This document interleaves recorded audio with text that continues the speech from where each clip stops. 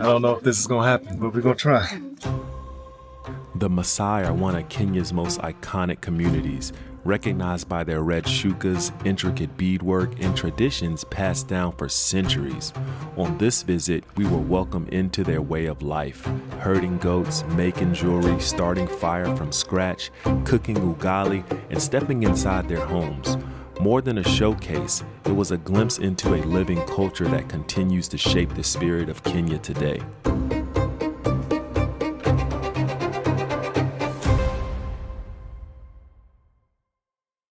Where are we going today?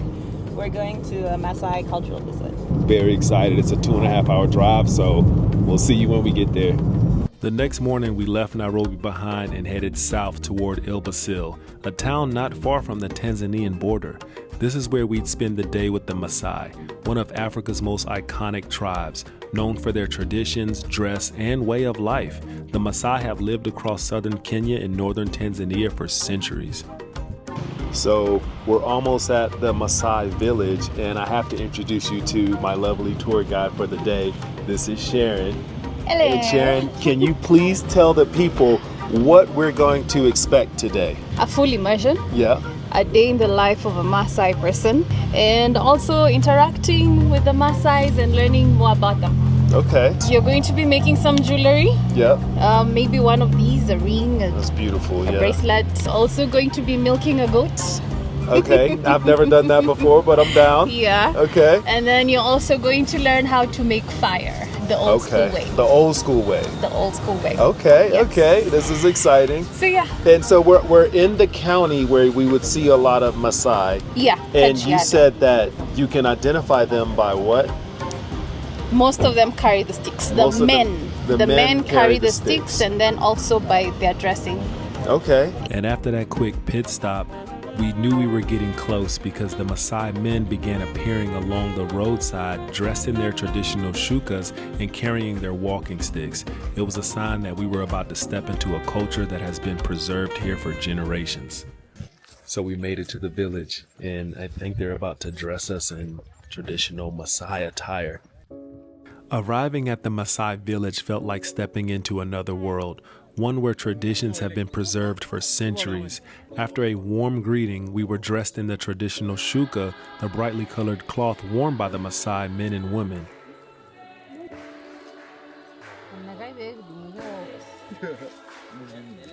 And next up, we tried bead making. For the Maasai, beads aren't just decoration, they carry meaning. The colors represent values like red for bravery, blue for energy, and green for land. For generations, beadwork has marked identity, age, and status and remains one of the most powerful expressions of the culture today. I was even given my own Maasai stick for the day, a symbol of strength and protection, shaped by hand and bent into place just as their ancestors have done for generations. So we're bringing in the goats into the village. Hey! So after our greeting and a quick lesson in bead making, it was time to switch gears and bring the goats back into the village. This was my first time herding goats, and honestly, it was a lot easier than I imagined. They've been doing this for centuries, mastering the sounds, the rhythms of their animals, and the land in a way that makes it look effortless.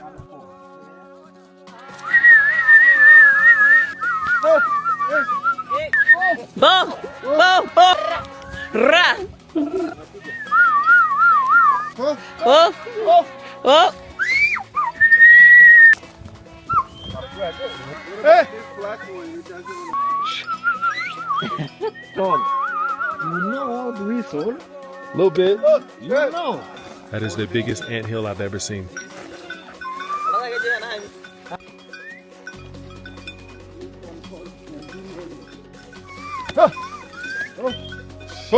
And once the goats were safely back in the village, that's when the real fun started. It was time to try something I had never done before, milking a goat. Now this was a first time for me, so don't judge me too hard. The Maasai make it look simple, but trust me, there's a lot more technique involved than you'd expect. Look at us. Okay. Wait. Yeah, Yeah. filming it. Che. Mbona hiyo ni ile inaniona mimi?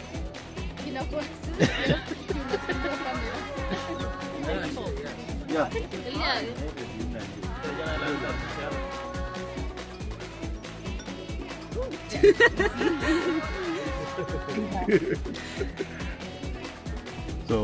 grab it like this.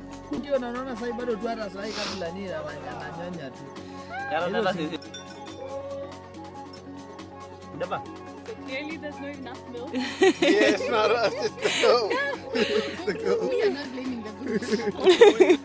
So now we're going to leave you guys inside here. The goats and the sheep. Take them back out. Ooh. Without our help. Okay. Okay? Okay. So we take them back out to Today. Okay. And these sheep have been doing this since they were born. So at this point, it was almost like they were leading us.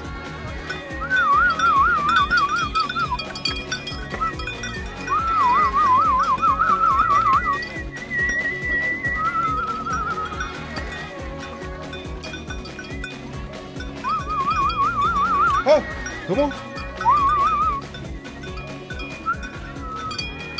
Oh, making fire? Make fire, yes. Yeah. With the sticks. So now me and Iman are not allowed to do it. Okay. Over the years I've been here, they've never allowed me to even touch the sticks. They're like, you're a siangige. That is taboo. So they're going to do it first. So you watch and learn. And then after, you're going to be expected to light a fire. Okay? You need a lot of strength and patience. Gotcha. I know I got the strength part. I don't know about the patience. Yeah, you got the patience. I got the strength. To make fire, the Maasai use something you probably wouldn't expect: dried zebra or donkey poop. It is the perfect fuel, catching sparks and helping the flame grow. They start by spinning a stick into a wooden base, using nothing but friction and speed. Once smoke appears, the dung is added, and within seconds, there's fire. What feels like magic is really centuries of practiced technique, a skill that has kept the Maasai thriving in East Africa's harsh landscapes.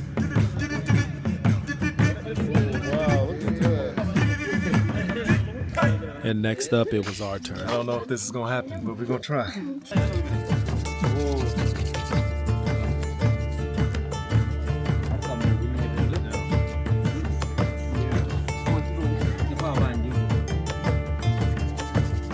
Yeah.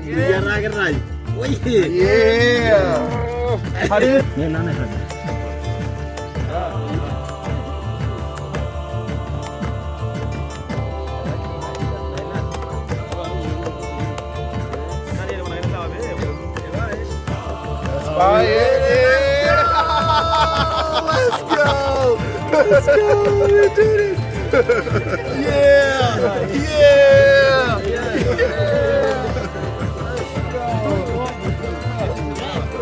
That's a lot of hard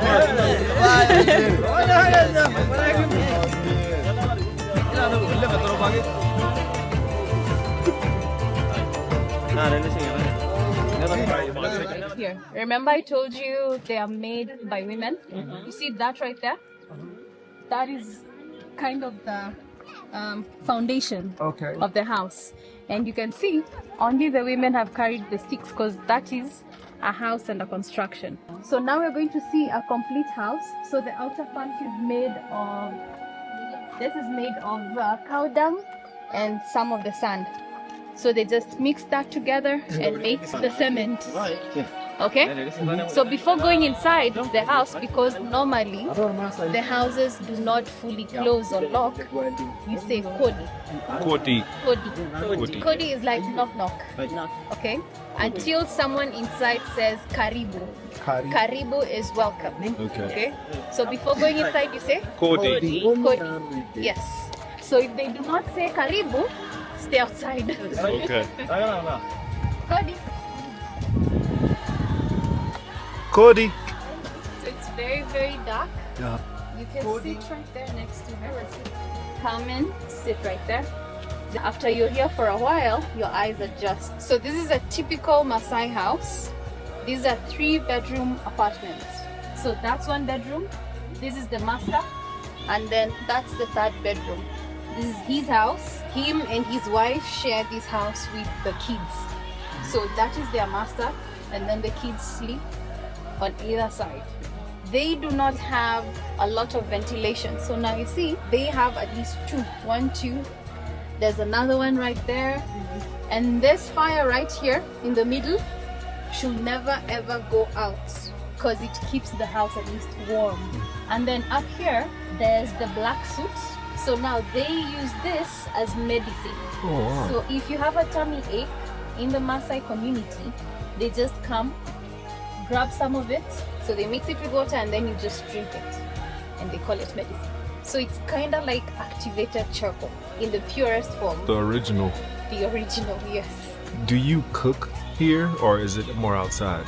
They cook here. They cook here? Yeah. I don't know what they're cooking today. Mini. They're boiling some beans.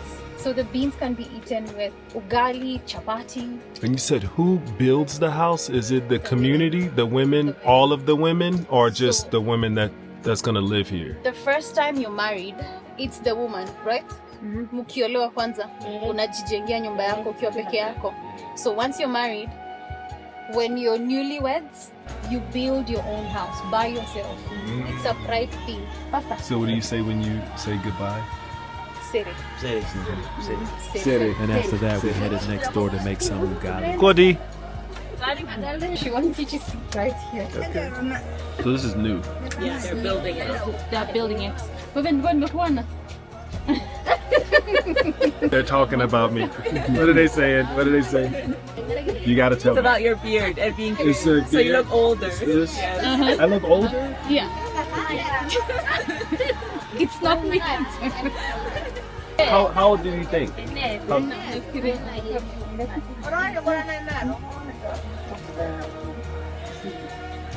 Oh God, I don't even want to know. What was that? Did she say 60? 60? No. 50. She's like, you. I might not put this in the video. Yeah, that's up there. Yeah. So we're making ugali. Ugali is a staple food for the Masai and many communities across East Africa.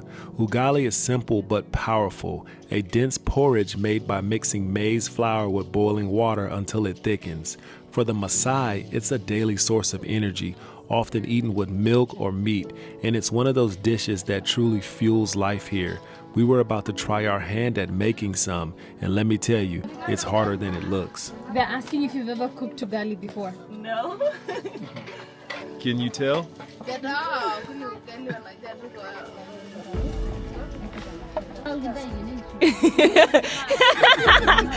You're like, it's my turn over?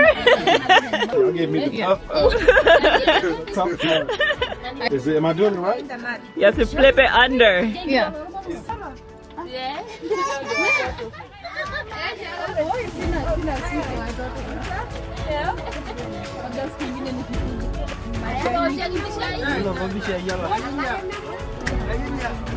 Okay, we're going to taste it both ways.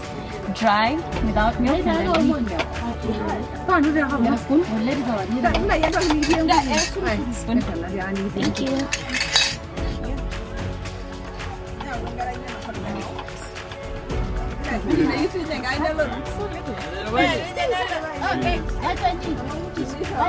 And it's hot.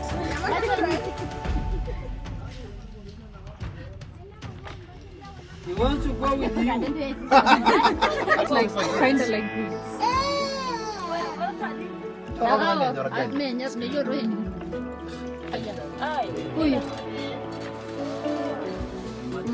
We don't have any livestock.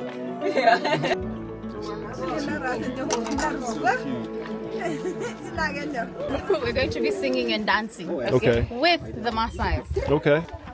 And we ended our day with something I've always dreamed of, dancing and singing with the Masai.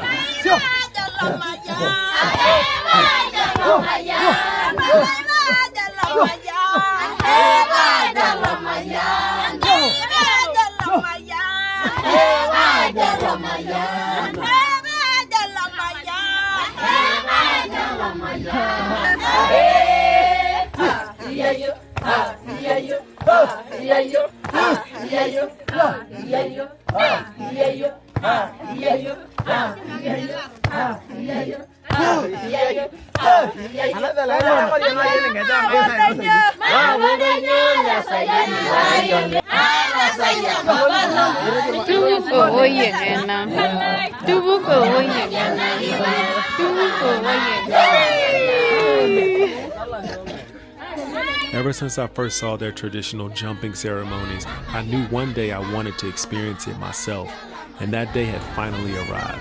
Standing side by side, singing, dancing, and even joining in the jumps, it wasn't just a performance, it was a celebration of identity and pride.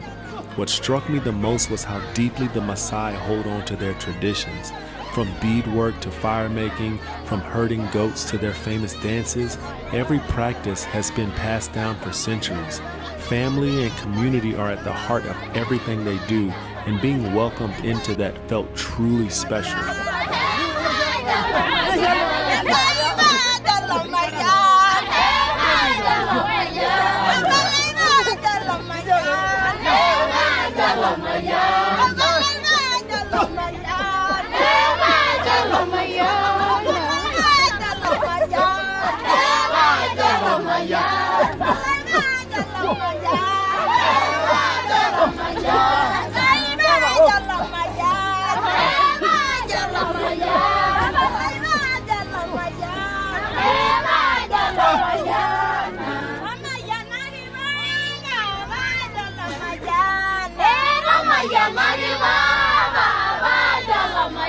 Experiencing life with the Maasai was more than a cultural visit. It was a window into centuries-old traditions that still thrive today. As an African American, standing here felt like reconnecting with roots that stretch across oceans, reminding me of the resilience and creativity that bind us together. What struck me the most was the sense of community. Survival here isn't about the individual, it's about unity, about everyone carrying the weight together. And that spirit of togetherness is a lesson the whole world could learn from.